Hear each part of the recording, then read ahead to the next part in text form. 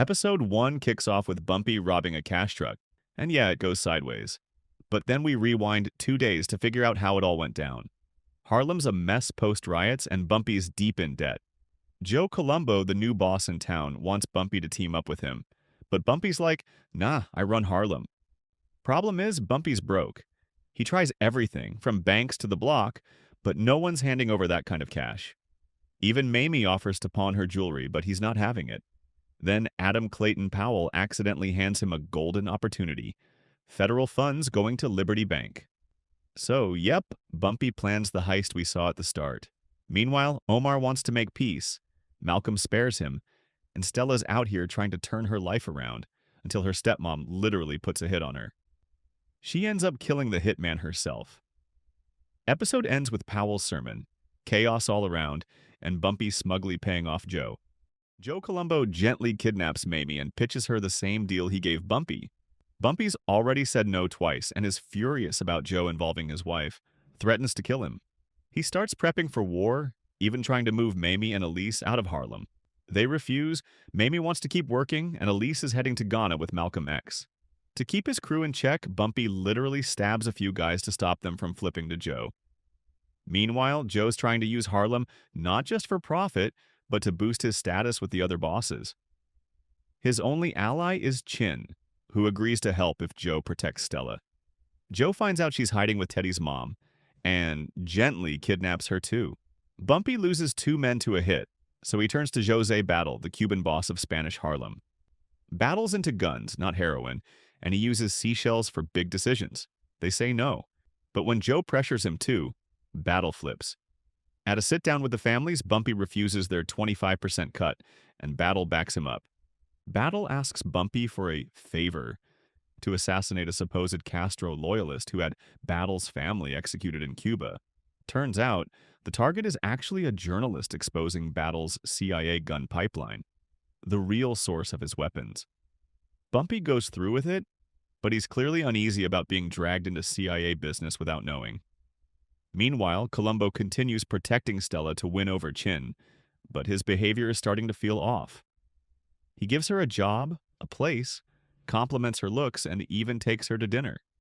Malcolm X travels to Mecca for Hajj but is detained for lacking proper religious documentation.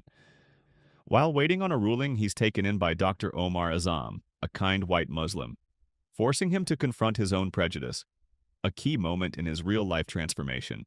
Back home, Mamie Johnson is gaining traction at Haru, but draws heat from the DA, who suspects Bumpy's dirty money is funding the project. To protect Haru, she resigns.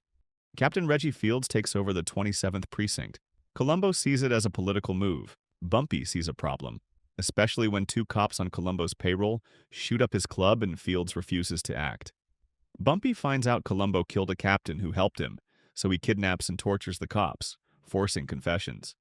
Turns out Fields was also getting payoff money. Bumpy gives him the evidence and tells him, "You work for me now." Meanwhile, Stella almost sets Colombo up for ADA Pike, but backs out after seeing his lonely, vulnerable side. Malcolm X, now in Egypt, meets Che Guevara and is pushed to speak for global liberation. He's likely poisoned by the CIA, but still makes it to the Pan-African Conference and delivers a powerful speech. The episode ends with Monsieur 98 landing in the US. Malcolm X is back in Harlem, but things are tense.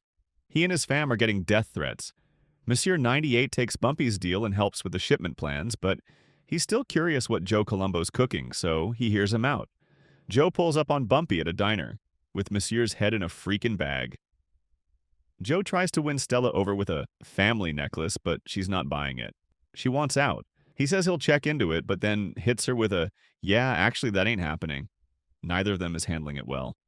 Omar asks Elise if he can join Malcolm X's crew. Bumpy tries to rope in the police captain for one last heist, but dude's like, "Nah, I'm out," and quits. Joe's getting low-key paranoid. Why hasn't Bumpy asked to buy from him yet? Meanwhile, one of Bumpy's guys is out here on a solo mission, trying to start a cocaine side hustle. Bumpy's officially out of the heroin game, and his wife's hyped. She's thinking one of his extermination companies might actually land a federal contract. Joe pulls up on Jose Battle with some big money offers, but Battle's loyal. He's not snaking Bumpy. Bumpy decides to get into the cocaine game and hits up Battle to use his CIA connections to make it happen.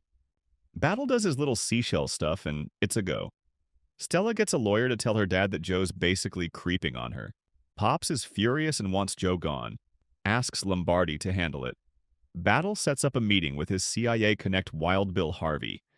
The CIA want dirt on Malcolm X in exchange for the coke. Bumpy gives Malcolm the heads up that CIA wants him dead. Then Bumpy meets with Gambino, who told him about Operation Mongoose. Meanwhile, Lombardi's just about to kill Joe, but plot twist, Stella pops Lombardi instead.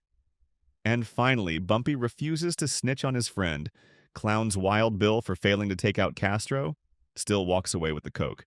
Bumpy and Battle are running their coke business smooth, until the FBI snatches Battle up for money laundering. The CIA is getting sus, thinking Bumpy's got a snitch in his crew. Bumpy's like, I don't know, maybe?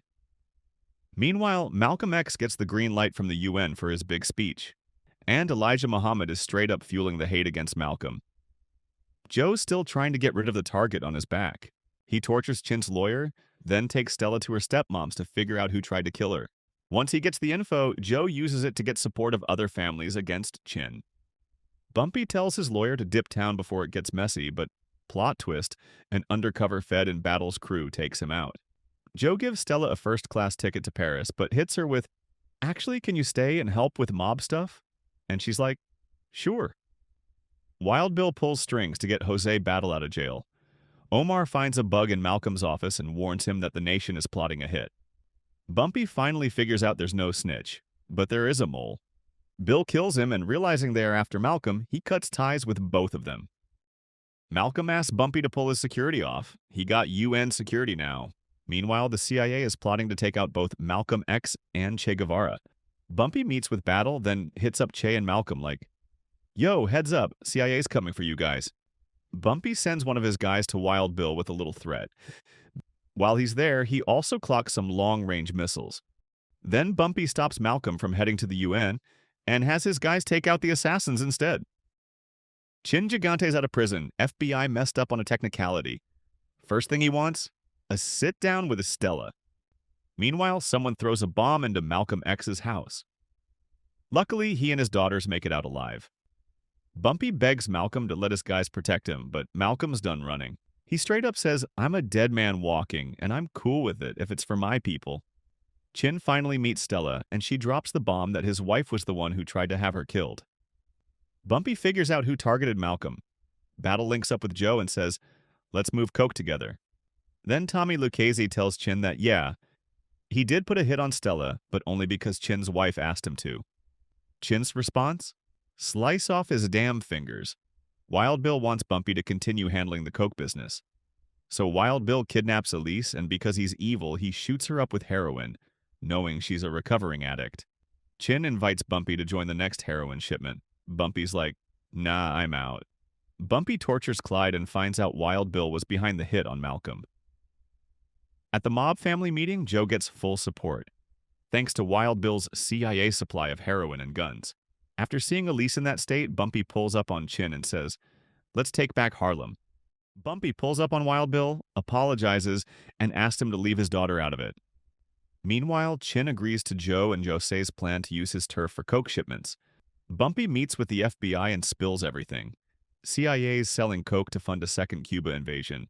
Plus they're knee-deep in guns and heroin. All thanks to Wild Bill Harvey.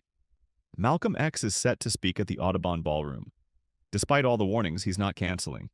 Omar drops a huge bomb while talking to Johnson's guys. He says nobody's getting patted down before entering the event. On the day of the speech, Johnson's men get arrested before they even make it to the building. Two dudes fake a fight. Someone sets a towel on fire to cause panic, and then 3 men rush the stage and shoot Malcolm X. Betty and the daughters are sitting in the front row, watching it all go down. She runs to help him, but it's too late. He's gone. Meanwhile, Stella decides to bounce and warns Joe one last time, but he's not hearing it. Bumpy cuts a deal with the FBI for immunity for both him and Chin. But when Wild Bill finds out, he threatens to kill their daughters, so they throw him off the freaking building. Chin promises Stella he won't touch Joe, and even asks her to stay and work with him. She's in. Joe finally gets his coke shipment, but Battle's confused. Where's Wild Bill? Suddenly, Chin and Bumpy roll up and tell them Wild Bill was working with the feds. FBI shows up and arrests everyone. Bumpy casually tells the agents, "Yeah, Wild Bill lost his balance and fell." Then the news of Malcolm's death hits Bumpy hard. He sees his body and promises him, "One day I'll become the man you wanted me to be, and I will get revenge, no matter what it takes."